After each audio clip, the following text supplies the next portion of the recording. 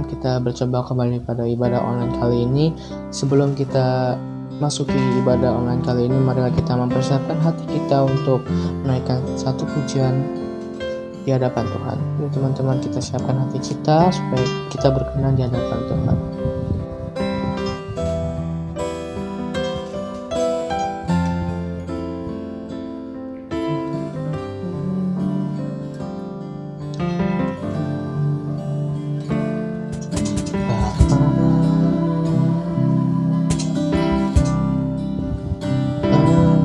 Sungguh baik, kasih-Mu melimpah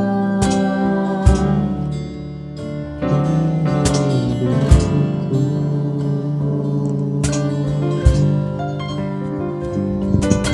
Bapa,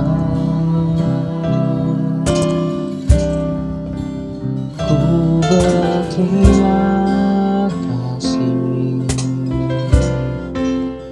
berkat-Mu hari ini yang Kau sediakan bagiku.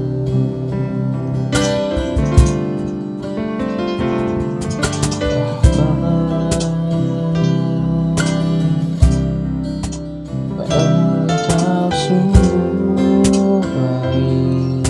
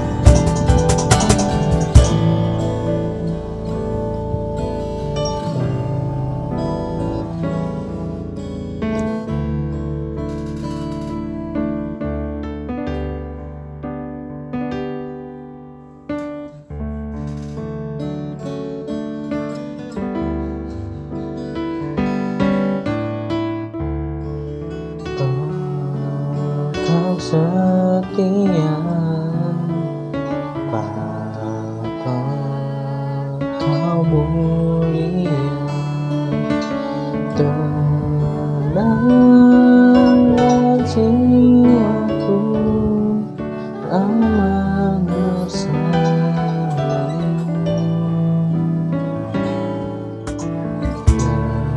Lebih dari harta kau dan segalanya,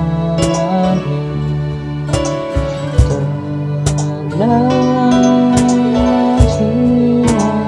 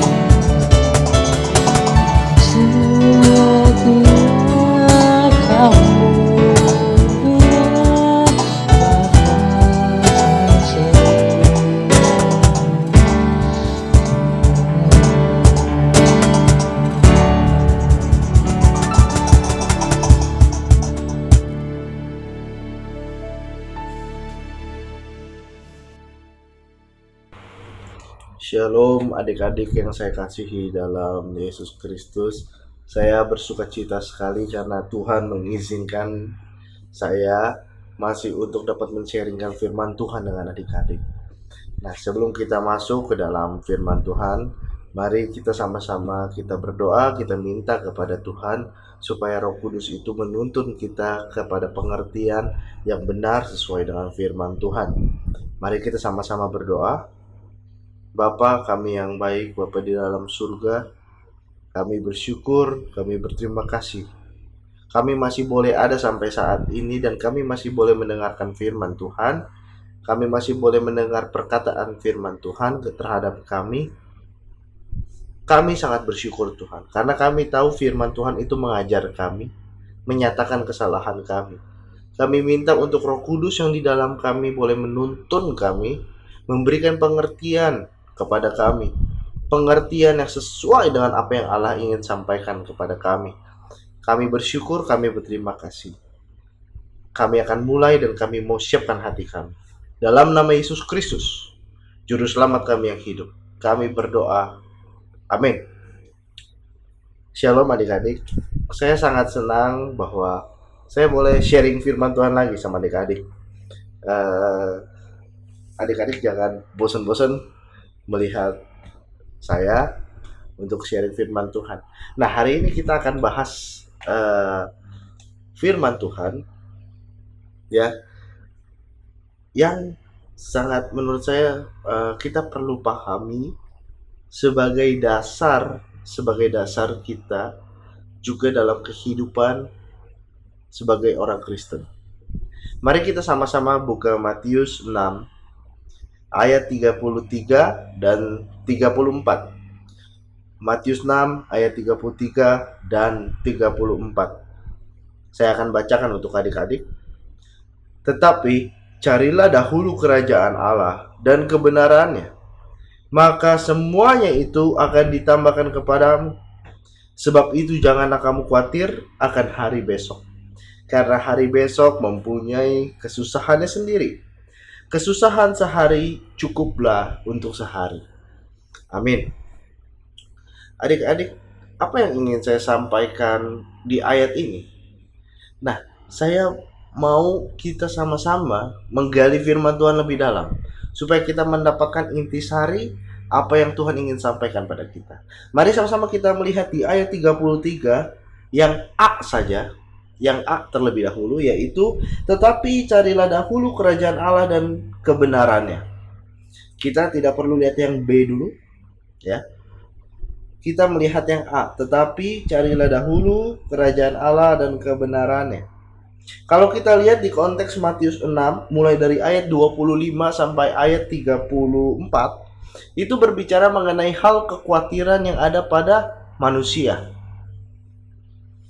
Maka ketika kita membahas carilah dahulu kerajaan Allah dan kebenarannya, tidak bisa dilepaskan dari masalah yang namanya kekhawatiran. Gitu. Adik-adik paham sampai sini? Nah, di ayat 33, kenapa saya bilang A dan B? Karena ada dua bagian. Yang pertama, carilah dahulu kerajaan Allah dan kebenarannya. Yang kedua, maka semuanya itu akan ditambahkan padamu. Nah, adik-adik, apa yang ingin saya sampaikan dari ayat ini? Kenapa harus ada dua? Begini masalahnya. Masalahnya adalah Allah Yesus itu berbicara kepada kita untuk supaya kita mencari dulu kerajaan Allah dan kebenarannya. Seberapa banyak dari kita, waktu kita berdoa kepada Tuhan, ya, kita mencari Tuhan, kita berdoa, kita baca firman, kita pergi ke gereja, kita memberikan persembahan, ya, secara sukarela untuk Tuhan. Seberapa banyak dari kita sudah berpikir bagian yang kedua dulu? Inilah kekurangan yang ada pada manusia. Bagian yang kedua apa? Maka semuanya itu akan ditambahkan kepadamu. Jadi seberapa banyak saya menemukan bahwa ada masalah-masalah pola pikir yang kurang baik, yaitu pola pikir yang seperti ini. Janji Tuhan, ketika saya mencari Tuhan, semua akan ditambahkan pada saya. Nah, jelas di ayat ini kita nggak boleh bolak-balik. Kalau Allah bilang cari dulu kerajaan Allah, semua ditambahkan, maka seperti itu. Tidak bisa kita berpikir dulu, oh kalau gitu saya, iya deh, saya mau cari kerajaan Allah, saya mau baca firman Tuhan, saya mau berdoa, supaya saya dapat nilai yang bagus. Saya mau cari kerajaan Allah dan saya mencari kebenaran firman Tuhan karena saya ingin mendapatkan pekerjaan yang baik. Saya mau membaca firman Tuhan, mencari wajah Tuhan, ya, mencari kebenaran firman Tuhan supaya kuliah saya dipermudah. Nah, ini menimbulkan satu pola pikir yang dibolak-balik. Ayat ini Yesus berkata, yang pertama itu carilah dahulu kerajaan Allah. Cari dulu kerajaan Allah. Tanpa kita punya satu hati, kita memikirkan dulu apa yang akan ditambahkan Allah kepada kita. Nah, kebanyakan kekurangan manusia, karena manusia ini mempunyai satu kekhawatiran. Maka itu saya sampaikan, konteks ayat ini tidak terlepas dari namanya kekhawatiran. Adik-adik tidak terlepas dari namanya kekhawatiran. Seberapa dari adik-adik yang punya kekhawatiran? Mungkin pada saat ini ada adik-adik yang sedang sekolah mempunyai kekhawatiran bahwa saya akan naik kelas atau tidak. Atau yang lebih simple, yang lebih tidak rumit adalah ketika kamu mau ulangan besok, aduh saya khawatir nih, saya bisa apa enggak ya? Saya dapat nilai berapa? Nah, kebanyakan dari kita menjadikan Tuhan itu bukan yang terutama. Padahal Yesus bilang carilah dahulu kerajaan Allah dan kebenarannya, itu yang pertama. Baru maka, karena itu ada kata maka, semuanya itu akan ditambahkan padamu.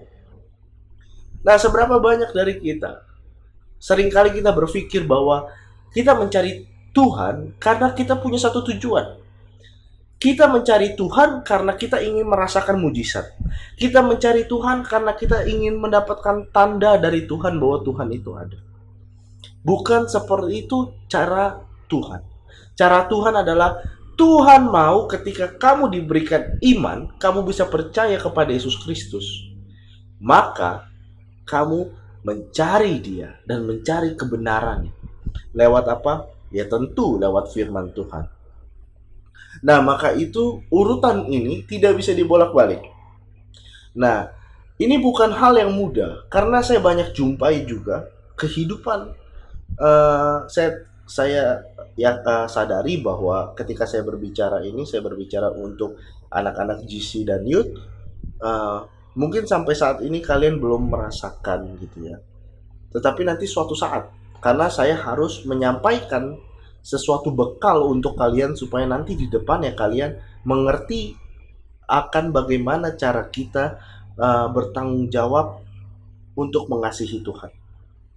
Nah, kebanyakan orang gini, kalau ini dibolak-balik akan menimbulkan hal yang kurang baik. Contoh, oke, saya mau memberikan persembahan, saya berikan persepuluhan, saya berikan apapun, ya, untuk Tuhan, untuk pembangunan gereja. Saya mau datang ke gereja ibadah, saya mau datang ke kul, saya mau datang komunitas apapun gitu di gereja.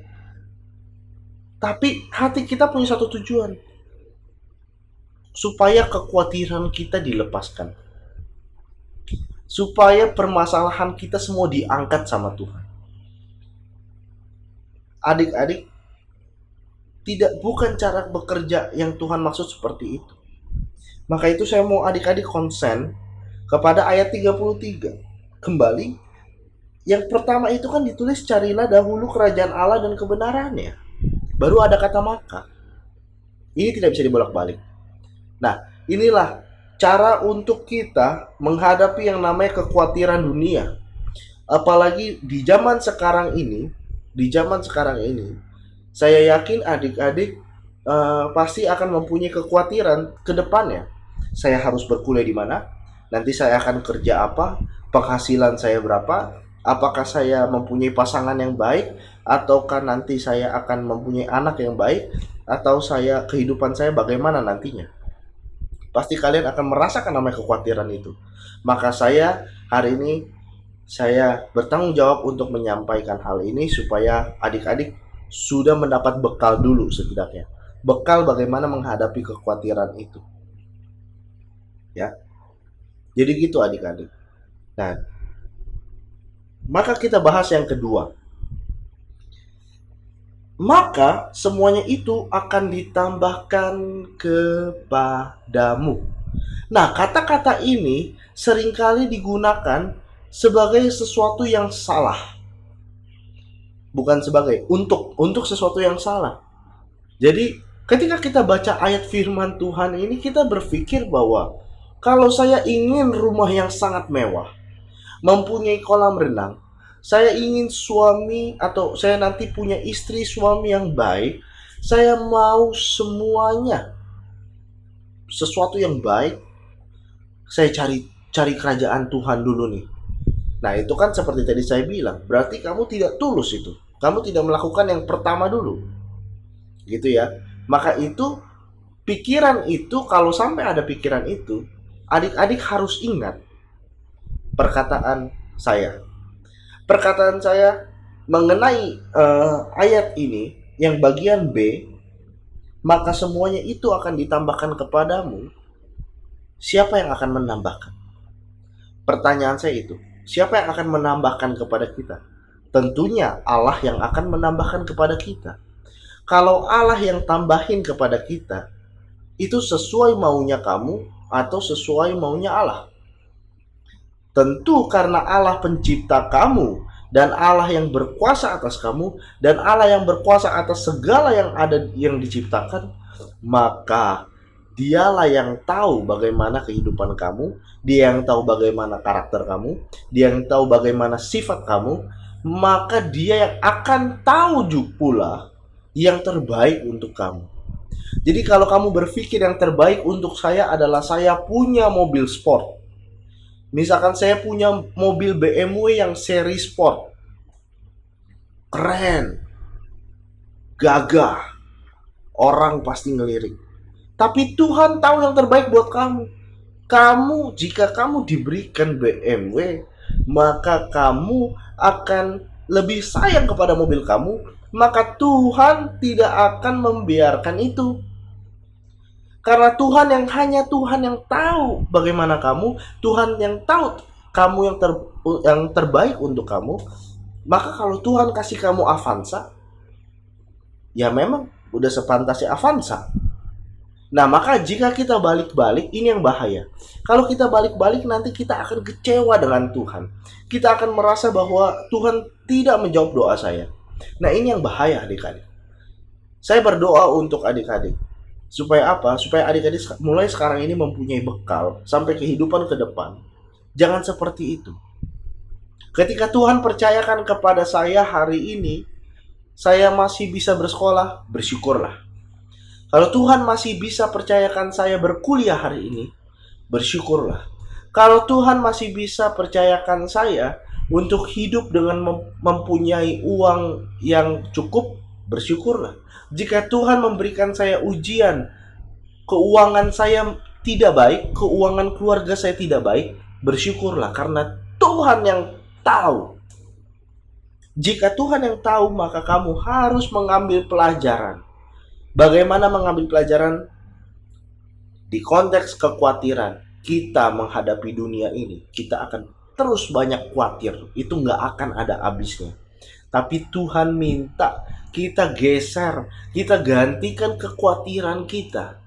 Dan kita serahkan kekhawatiran kita kepada Tuhan. Kita cari kerajaan Dia dengan tulus hati, tanpa kita mempunyai hati untuk Tuhan nanti kabulin saya. Tuhan nanti kabulin apa yang saya mau. Enggak, jangan. Benar-benar belajar firman Tuhan, benar-benar berdoa, banyak bermazmur, banyak berkumpul dengan orang-orang seiman untuk sama-sama bertumbuh, banyak berkumpul dengan komunitas. Kalau saat ini masih ada aturan untuk PSBB, maka hanya bisa lewat via online. Banyaklah via online, saling tetap membangun iman. Nah, begitu adik-adik. Ayat 34, sebab itu janganlah kamu khawatir akan hari besok, Karena hari besok mempunyai kesusahannya sendiri. Kesusahan sehari cukuplah untuk sehari. Kalau saya perdalami kata-kata ini begitu indah. Kata-kata Yesus begitu indah mengajarkan kita. Seberapa dari kita terlalu muluk-muluk, kita mikirin jauh sekali ke depan. Yang pegang hidup kamu adalah Tuhan. Yang pegang hidup kamu adalah Tuhan. Ketika kamu melakukan tanggung jawab kamu sebagai seorang percaya kepada Yesus Kristus, kamu mencari Dia, tekun belajar firman Tuhan, tekun berdoa, tekun bermazmur, tekun berkumpul dengan saudara seiman. Yakinlah, Tuhan akan membimbing kamu. Meskipun keadaan kamu tidak baik, seperti hal contohnya Ayub di dalam Alkitab. Ayub begitu semuanya hilang, harta hilang, anak semua meninggal, istrinya meninggalkan dia. Tetapi dia berkata apa? Engkau yang memberi, engkau yang mengambil. Terpujilah nama Tuhan. Jadi ini merupakan satu contoh. Dia tidak ada kekhawatiran bagaimana hidup dia setelah itu, tidak. Tetapi dia masih bisa berfokus kepada Tuhan. Maka sampai saat ini jika kita mengalami sesuatu yang kurang baik, kita mengalami suatu masalah, keluarga kita mengalami suatu masalah, jangan pandang siapapun. Pandanglah Tuhan, tetap berdoa kepada Tuhan. Lalu kita bersyukur kepada Tuhan. Apa yang Tuhan sudah percayakan sampai hari ini kepada kita, tetaplah bersyukur dan lakukan tanggung jawab kita. Karena tidak bisa kalau kita minta Tuhan, serahin 100% ke Tuhan, lalu kita tidak mau melakukan tanggung jawab kita tidak mau belajar, kamu mau nilai bagus, tapi kamu gak mau belajar, itu gak bisa. Karena Tuhan juga menuntut tanggung jawab kamu sebagai manusia yang diciptakan Tuhan punya akal budi. Nah, begitu adik-adik, ayat ini sangat indah. Bagaimana kesusahan sehari cukup sehari. Seberapa banyak dari kita terlalu memikirkan yang muluk-muluk sehingga kekhawatiran ini menggeserkan fokus kita daripada Tuhan. Seberapa banyak dari kita? Seberapa banyak dari kita yang selalu mengorbankan waktu, kita kasih Tuhan waktu sisa untuk meladeni terus kekhawatiran kita. Kita terlalu khawatir nilai kita akan jelek. Saya ambil les sebanyak-banyaknya sampai saya melupakan Tuhan. Itu juga tidak baik. Kalau les itu bisa membantu pelajaran kamu menjadi lebih baik, silakan ambil. Tapi ingat, yang prioritas adalah cari Tuhan. Setelah itu baru kamu melakukan tanggung jawab kamu. Gitu adik-adik. Jadi ini adalah hal yang penting untuk ditanamkan dan diajarkan supaya adik-adik nanti tidak menyalahkan Tuhan. Seberapa memang orang Kristen tuh banyak yang nyalain Tuhan. Kenapa kalau Tuhan itu baik, Tuhan penuh kasih, kenapa Tuhan menciptakan orang yang buta dari lahir? Kalau Tuhan itu baik, kenapa Tuhan itu mengizinkan ada orang yang jatuh miskin? Kalau Tuhan itu baik, kenapa banyak manusia yang meninggal karena penyakit? Kenapa Tuhan gak sembuhkan? Itulah ciri-ciri orang di luar Yesus Kristus. Tetapi di dalam Yesus Kristus, kita yakin dan kita selalu bersyukur. Kita pandang Tuhan yang pertama. Kita terus mau dekat dengan Tuhan, berfokus kepada Tuhan. Setelah itu yang kedua, kita lakukan tanggung jawab. Urusan Tuhan kasih kamu apa, itu urusannya Tuhan, bukan urusan kamu. Maka adik-adik, bersyukurlah bahwa Tuhan itu baik. Selalu Allah Bapa, Allah Anak, dan Allah Roh Kudus itu selalu baik kepada kita, menyatakan kesalahan-kesalahan kita.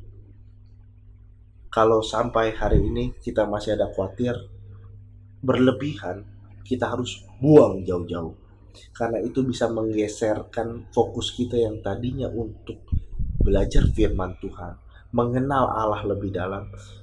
Kita jadi terlalu berlebihan sehingga kita fokus kita abaikan yang untuk mengenal Dia lebih dalam, padahal yang mengenal Tuhan lebih dalam itu prioritas kamu. Gitu. Jadi saya berdoa untuk adik-adik, semakin adik-adik dikuatkan. Ketika adik-adik mendengarkan firman Tuhan ini, saya rindu adik-adik duduk sama-sama dengan orang tua, sama-sama sharing. Karena apa? Karena adik-adik juga mempunyai satu keluarga yang yang harus mendengarkan juga firman Tuhan. Nah, maka itu saya rindu, saya berdoa untuk adik-adik, saya berdoa untuk keluarga adik-adik, supaya fokus kita kembali kepada Tuhan dan kita dapat selalu bersyukur kepada Tuhan, bukan malah kita kecewa karena kita salah pola pikir. Sampai di sini sekian, dan saya akan akhiri dengan doa. Mari kita sama-sama kita berdoa. Bapa, kami bersyukur kami telah mendengarkan firman Tuhan. Kami yakin firman ini boleh jatuh ke dalam hati kami yang paling dalam, sehingga hati ini boleh terus bersukacita, hati ini boleh terus bertumbuh di dalam Yesus Kristus, sehingga pengharapan kami akan Allah tidak pernah tergoyahkan, karena kami tahu Allah kami adalah Allah yang luar biasa. Kami bersyukur Tuhan. Terima kasih, kami sudah selesai mendengarkan firman Tuhan. Ajar kami terus Tuhan. Kami mau terus diajar sama Tuhan melalui firman Tuhan. Makasih Tuhan. Di dalam nama juru selamat kami yang hidup satu-satunya, penebus kami yang hidup satu-satunya, Yesus Kristus, kami berdoa. Amin.